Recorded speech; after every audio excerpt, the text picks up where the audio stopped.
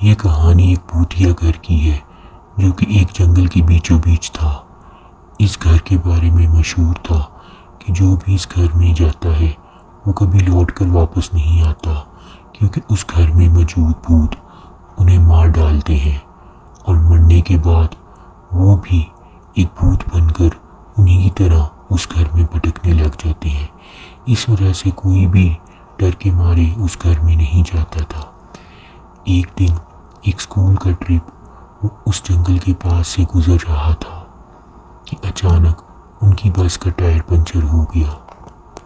بچے بس سے اتر کر جنگل میں ادھر ادھر گھومنے لگے۔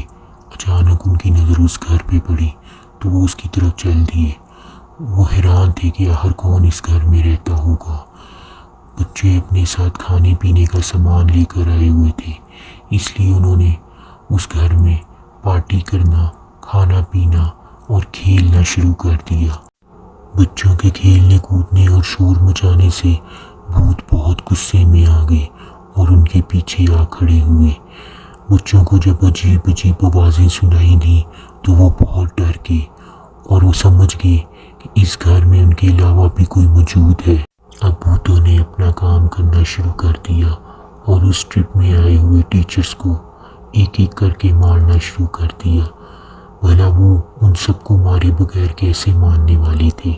جیسے ہی بچوں نے دیکھا کہ ان کے ٹیچرز ایک ایک کر کے مرتے جا رہے ہیں، وہ سمجھ گئے کہ وہ بھوت ان کو مار رہے ہیں اور اب اگلا نمبر ان بچوں کا ہوگا۔ اس لیے وہ تیزی سے چیختے ہوئے اس گھر سے باہر نکلنے کی کوشش میں لگ گئے۔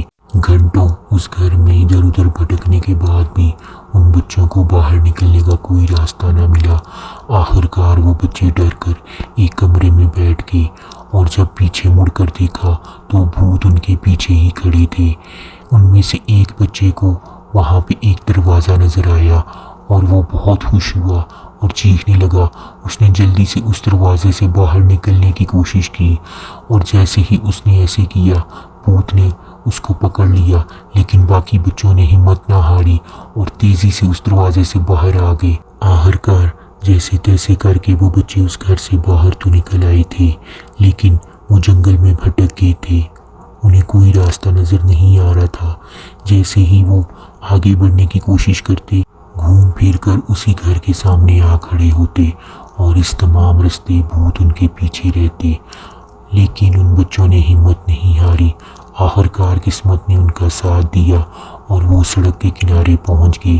جیسے ہی وہ سڑک کے پاس پہنچے انہوں نے تیزی سے بھاگنا شروع کیا۔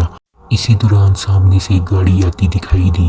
انہوں نے اسے روکا اور جلدی سے اس میں بیٹھ کر وہاں سے نکلنے کی بالآخر وہ اپنے گھر کو پہنچ گئے۔ وہ بہت خوش تھے کہ وہ صحیح سلامت اپنے گھر واپس آ گئے ہیں۔ وہ بھاگ کر اپنے ماں باپ کے گلے لگ گئے۔ اگر آپ کو ہماری کہانی پسند آئی ہو تو ہمارے چینل کو سبسکرائب کر لیں۔